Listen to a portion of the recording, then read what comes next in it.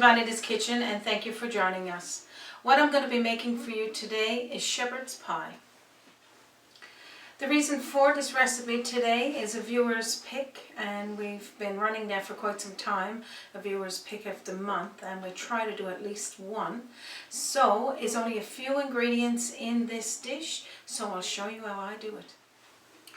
We'll need about at least 4 to 5 cups of lean ground beef, and 4 of the cups of the lean ground beef we're going to fry, and the other cup we're going to use for ground beef gravy, and that's a different spin on the shepherd's pie, and that's my spin on it, and I'll show you how that's done. We got fresh vegetables, some carrot, about 4 to 5 medium potatoes, a medium onion. So I got my onion cut up, and we got some green peas. So what we'll get started on first is starting the ground beef frying. Okay, so I got my ground beef already washed, and I'm going to put about a tablespoonful of extra virgin olive oil in my pan, and we're going to just pop in all of the ground beef. So what we'll do now is let that start to fry, and while it's frying we'll get peeling our potatoes and carrot, but I'll show you that I only want little small cubes for the carrot, so I'll show you how that's done. Okay, I'm sure we all know how to peel and get our carrot ready, but basically what I want to do, now you could use mixed vegetables if you want to, but I always like to use fresh vegetables when I'm making, you know, different meals like this, and certainly buying local is perfect. And what you need to do, you want to cut this in four different cuts. So you're going to cut it down the middle like this, and then you're going to cut it down the middle of the carrot after you've made one cut. So that's four cuts, and it's going to be about this much. Then you take it, put it to the side, keep it nice and tight, and make little cubes like this. So it's pretty simple to do. So continue doing that until you cut both carrots, and that's all you need to do. Okay, so before I get back to the carrots, we're going to do a pinch of pepper and a pinch of salt over our ground beef, and we're going to put in now our cubed onions. And you can see that it's just the same, it's just small little pieces, and that's small to a medium onion, whichever you would like to use. So let that continue frying there now, and we'll get back to the vegetables. Okay, so that's our carrots. I'm going to toss them over into a bowl there, and I'll just peel the potato quick to show you that I just really want for this to be cut in quarters, and that would help you boil it quicker. Now the potatoes and the carrot is not going to be boiled in the same pot because I don't want for it to kind of go orange while it's in there. So pretty much you're going to peel it, cut it in to cubes like this, and I get some already boiled, and I'm going to show you what it looks like after it's boiled, but this is pretty much how you would cut your potatoes to speed up cooking time. So let's grab our vegetables. Okay, our ground beef and our onions, it's coming along nice. So this is the potatoes, and I boiled it for about 10 minutes, cut into cubes like I was saying, and the water that came, like the juice that was on the potatoes, the water, the broth, keep that because you're going to need that for mixing up gravy, and I'll show you that. So what we're going to do now is mash these potatoes. So I'm going to be using about a 1/4 cup of cream or milk, 2 tablespoonfuls, 1 or 2 tablespoonfuls of butter. It's up to you. And we're going to mash this until it's all blended together, and we're going to even cream it together.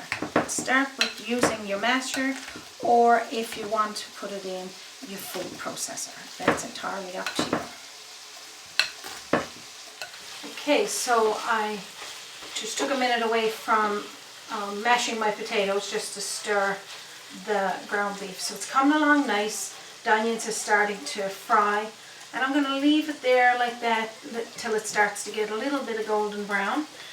So pretty much this is all we're going to do then with the potatoes. As you can see, it's creamed together nice. If you don't have a masher, you have a food processor, that's fine. Just put everything in together, blend it up, make it nice and creamy. And this is what it looks like. I'm going to put this to the side, and then we'll get back to the ground beef, and I'll show you what we need to add in there next. Okay, everything is coming along quite nice, and we got our carrots. They're done. I've drained the juice off as well, or the broth, because I need to use that as well. So just put the carrots aside like that. You get your potatoes done. We got our broth. We got our carrots, our green peas. So now we're going to start adding the vegetables into our ground beef and some more seasonings, and I'm going to show you what that looks like.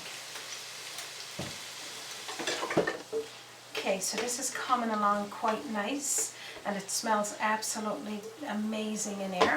So just cook it until the onion starts to cook down a little. What we're going to do now is toss in our carrots, and we're going to just saute this a little tiny bit, and we're going to toss in our green peas. If you want to use corn, you can put that in there as well, but this is all I'm going to add in with our ingredients for our shepherd's pie. Okay, we're going to be adding in a tablespoonful of butter. You can add some more pepper and salt if you want to, if you tasted your ground beef, but that's fine for now. About a tablespoonful of Worcestershire sauce. Now I know I've pronounced that wrong, so forgive me. We're going to be putting in 2 tablespoonfuls of flour or cornstarch, whatever you would like to use. Okay, so we're going to mix all of that into our ground beef and our vegetable mixture. The reason for the flour or the cornstarch is just to make your ground beef just a little pasty. You want it for it to be at that little thickness, and to create the sauce that goes with that, we're going to be adding in a cup of vegetable broth. And that's why I said to don't throw out your the broth to your carrot and your potatoes, because you're going to use that as a thickening to put in. So you're going to continue cooking this ground beef now and the vegetables until you see it starting to get a little thick. And as you can see, it's starting to thicken there. So this is cooked. We're going to transfer it now into our pan. Okay, we're coming along quite nice, and as you can see, there's not a lot of steps to this. We're saying it's a shepherd's pie. I'm using a square pan only because it's going to be a lot of, it's going to be a nice portion of shepherd's pie, and you could put it in whatever pan you want. I know my my pie pan is a little bit low and narrow, so then you're going to spread this out like this until it's all evenly spread to the bottom of your pan. Okay, so that's spread out nice. So what we're going to do now is put our potatoes on top. Well, this is your typical shepherd's pie. The only thing different about it, like you said, just everyone makes it just that little bit different. But I think all in all, it's pretty basic. We're going to be having a delicious ground beef gravy to go over the single portions of this one, and you're going to find that quite nice. So you're going to spread this out over the top of the ground beef. And how you can spread this so it's not sinking down into your ground beef, use a fork, because you want a messy look. You don't want it evenly spread out over your ground beef. You want it to start when you put it in the oven to make it nice and golden brown, and this is a way that would happen because it's roughly put in there. So after you finish doing this, we're going to preheat the oven for 350 degrees, and we're going to put this in the oven for 30 minutes because everything is cooked. We just need this to be golden brown. And I guess I always say depending on your oven, but you can decide. And while we're waiting, we're going to make our ground beef gravy. Okay, so this is the fun part. Now while I'm waiting for my oven to heat up, I'm going to start the ground beef gravy. So you're going to put about a cup of ground beef into your frying pan. Start the frying on that. In our previous shot I had said that to put your onion into your ground beef. If you don't like onion, you can substitute it with onion powder. I always say onion because I love onion.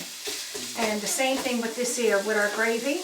We're going to be making it, and I'm also going to be making it with onions. But if you don't want onion, use onion powder. So let that start frying. I'll get my onion going and I'll show you what's next. Okay, so our ground beef is frying nice. You're going to add in maybe a couple of tablespoonfuls of onion. You could decide on that. Another pinch of pepper and a little pinch of salt. And I'm using sea salt. Again, that's entirely up to you. So let this start to fry until it starts to go a little golden brown, and then I'll show you what's next. Okay, so this is coming along nice, starting to turn a golden brown, and the onions are starting to cook down. So what we're going to do now, because we're going to keep this on simmer while we're waiting for our shepherd's pie to cook, we're going to be adding in some more Worcestershire sauce, and again, it's not pronounced right.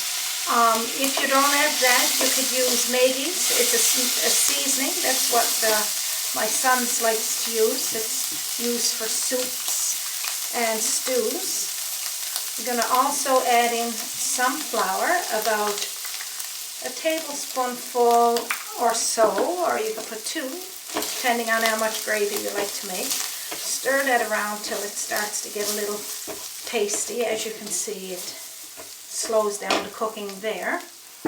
And then we're going to be adding in about a cup to a cup and a half of vegetable broth. And then we're going to let that start to cook until it thickens. Okay, so now that we got our gravy just about done, put it down on warm or simmer while you're waiting for your shepherd's pie to cook. Remember that it's all really cooked. You just want for it to start to blend together and get golden brown. So what we will do, meet me back here and I'll show you the results of the shepherd's pie and our gravy.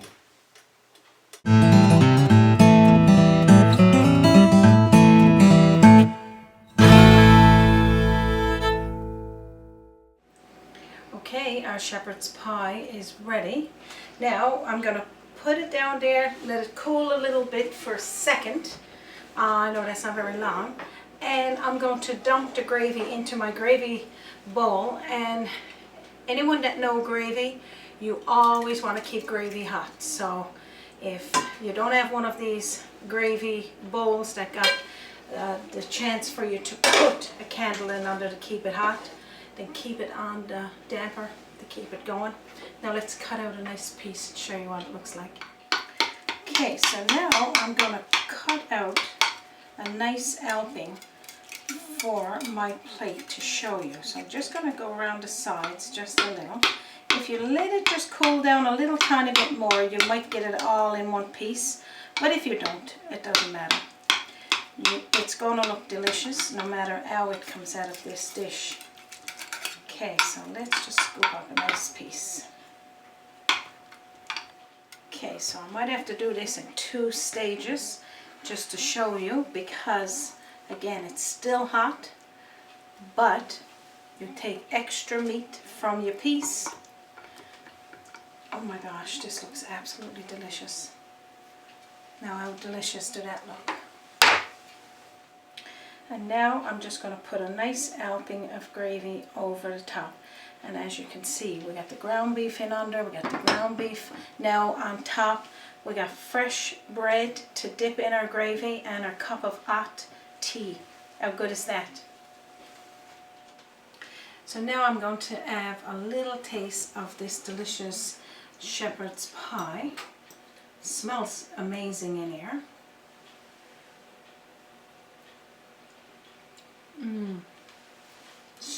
So good. Now I like to have a little bit of bread dipped in it, but I'll wait. So this is how quick and easy it is to make this homemade shepherd's pie with gravy. And not just gravy, with ground beef gravy. And thank you for the viewers that asked to do a shepherd's pie today. I hope that was helpful for you. And please give me your thoughts on it and maybe some more suggestions of things you would like to see me make on Bonita's Kitchen. And if you haven't already done so, please subscribe to Bonita's Kitchen, and more recipes like this you will get to see. The subscribe button is up at the top right hand corner on YouTube, and you can also visit me on www.bonitaskitchen.com and also my Facebook page. So thank you for joining me once again for Bonita's Kitchen. From my kitchen to yours, you have a wonderful day.